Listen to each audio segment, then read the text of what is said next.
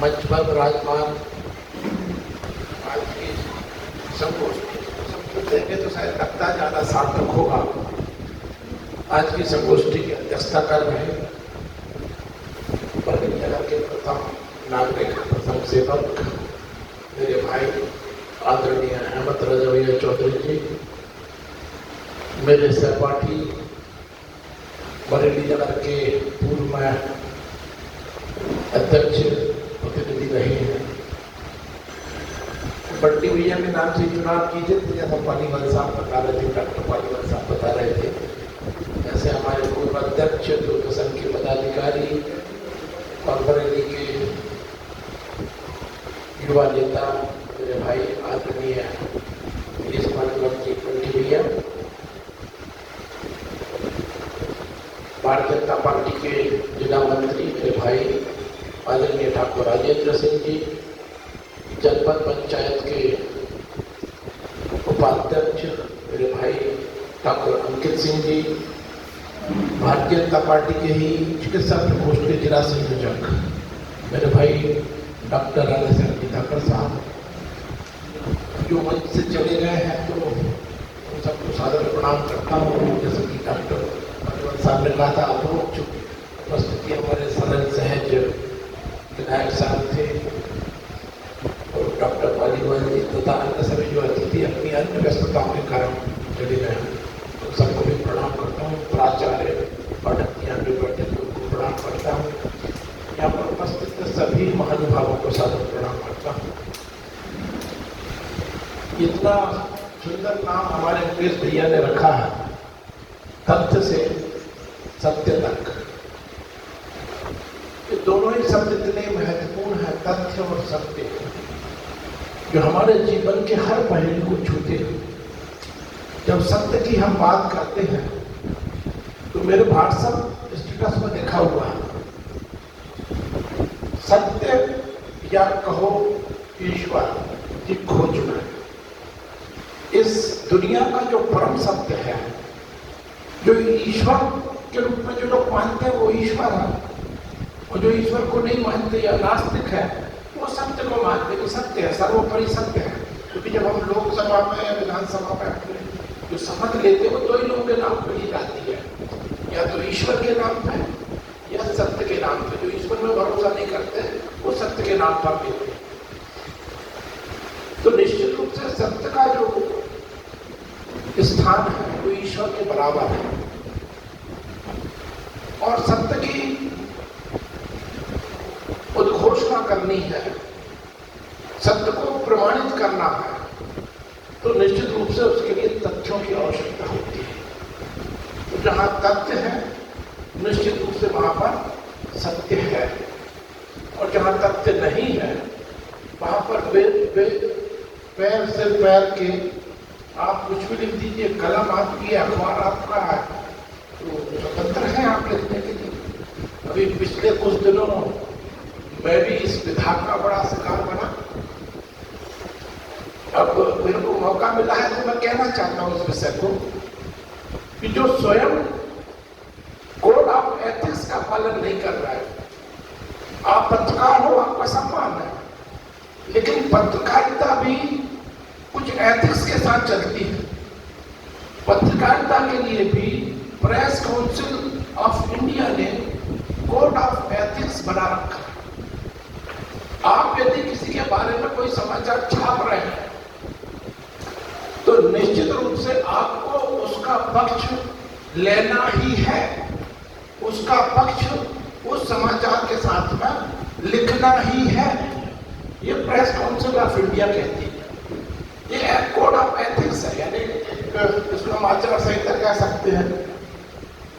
कोई उसमें कानूनन बाध्यता नहीं है, आपको मानना चाहिए, ऐसा माना जाता है। लेकिन सुप्रीम कोर्ट ने एक केस में जजमेंट देते हुए ये अनिवार्य किया है कि आप जिसके बारे में भी कोई समाचार छाप रहे हैं उसके बाद उससे आपको उसका कथन लेना ही है।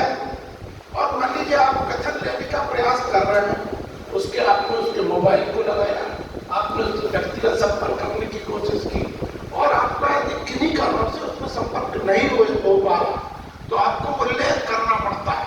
जो आपने कई बार देखा होगा समाचार में उल्लेख रहता है कि हमने उनसे फोन पर बात करने की कोशिश की, उन्होंने बात करने से मना कर दिया, उन्होंने टेलीफोन नहीं उठाया या उनका टेलीफोन आउट ऑफ रीच है, उनसे संपर्क नहीं हो पाया, इसका उल्लेख करना होता है। तो निश्चित रूप से मैंने कि वो बात बताई, ये पीत पत्रकारिता भी ना हो। पत्रकार के नाम से कोई अपनी रेत की ट्रालियां अवैध चलाने के लिए पत्रकारिता करे तो पत्रकारिता के नाम पे वो वैसा ही कलंक है जैसा कि राजनीति के क्षेत्र में राजनीति करने वाले लोग यदि कोई गलत काम करते हैं तो राजनीति के क्षेत्र में सार्वजनिक क्षेत्र में कलंक होते हैं। तो निश्चित रूप से हर क्षेत्र में तो इस बात का उल्लेख मैंने ऐसी जगह किया जहां पर ऐसा कोई भी व्यक्ति उपस्थित नहीं है। यहाँ जितने व्यक्ति उपस्थित हैं सभी लोग बहुत सावधान हैं, सभी लोग बहुत अच्छे पत्रकार हैं, लेकिन ये बात उनके इस माध्यम से वहां तक पहुंचे, ये मेरी कोशिश है, इसलिए मैंने इस बात का उल्लेख यहाँ पर किया। निश्चित रूप से तथ्य से सत्य तक जब पहुंचने का प्रयास मुकेश प्रजापति जी करेंगे तो इस इलेक्ट्रॉनिक युग में जब हम इलेक्ट्रॉनिक की ओर जा रहे हैं, सोशल मीडिया की दौर में चल रहे हैं, उस दौर में प्रिंट मीडिया के एक चुनौतीपूर्ण काम को मुकेश प्रजापति जी ने अपने हाथ में लिया है। निश्चित रूप से बहुत चुनौतीपूर्ण काम है। इस टेक्नोलॉजी के युग में प्रिंट मीडिया में जाना निश्चित रूप से बहुत दुस्साहसीपूर्ण चुनौतीपूर्ण काम है। आप इस काम में सफल हो, निश्चित रूप से बरेली के क्षेत्र के समस्त लोगों का आपको आशीर्वाद आज इस मंच के माध्यम से भी मिला है। समस्त पार्टियों के लोग भी विभिन्न सार्वजनिक जीवन के विभिन्न क्षेत्रों के आपको आशीर्वाद मिला है। ये आशीर्वाद आप पर बना रहे, ईश्वर से ये कामना करता हूँ। यहाँ पर बहन बैठी है, पूनम बहन बैठी है, उसको देख के बड़ा मेरे को गर्व होता है। इतनी छोटी आयु में और महिला होने के बाद भी पत्रकारिता के उन्होंने चुनौतीपूर्ण कैरियर को चुना है। तो निश्चित रूप से इस चुनौतीपूर्ण कैरियर में आप लोग सफल हो, आप लोग कुछ अपना ऐसा काम करें। देखो मैं सच बताऊँ ना, पत्रकारिता और ये लेखन का काम मेरे दिल से जुड़ा काम है। मैं जब कक्षा 9वीं 10वीं में पढ़ता था तब से लिखने पढ़ने का काम कर रहा हूँ। तब वो समाचार पत्रों में छपा करते थे संपादक के नाम पर। कभी महोदय तो खड़े ही जानते हैं, मैंने भी कविताएं लिखने की कोशिश की, लेकिन लिखने का काम प्रयास किया। स्कूल की पत्रिका में भी मैं संपादक रहा, कॉलेज में इंजीनियरिंग कॉलेज में रहा, वहाँ पे भी मैं संपादक रहा, हिंदी सेक्शन का वहाँ पे संपादक था मैं। तो ये लिखने पढ़ने की कला मेरे को भी भाती है, अच्छी लगती है, कितना कर पाता है अलग विषय। और मेरा सौभाग्य का हूँ या दुर्भाग्य का हूँ कि पार्टी भी मेरे को उसी विधान में रखे रहती है। बड़े लंबे समय से मेरे को मीडिया विभाग में रखे हुए हैं।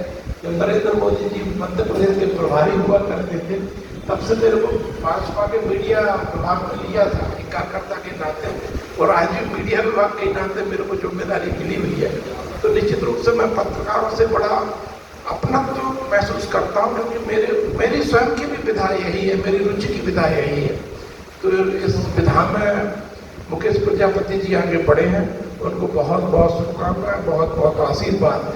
और जैसा कि मेरे पूर्व के वक्ताओं ने भी उल्लेख किया और मैं उल्लेख नहीं करूँगा, यदि प्रथम अंक के आपका जो मुख पृष्ठ की टॉप लाइन है उसमें बड़े आपने जरूर एक तो नाम को छोड़ दिए, बंटी भैया जैसों के, उनका भी नाम आपको लिखना चाहिए था, ऐसा मेरा आपसे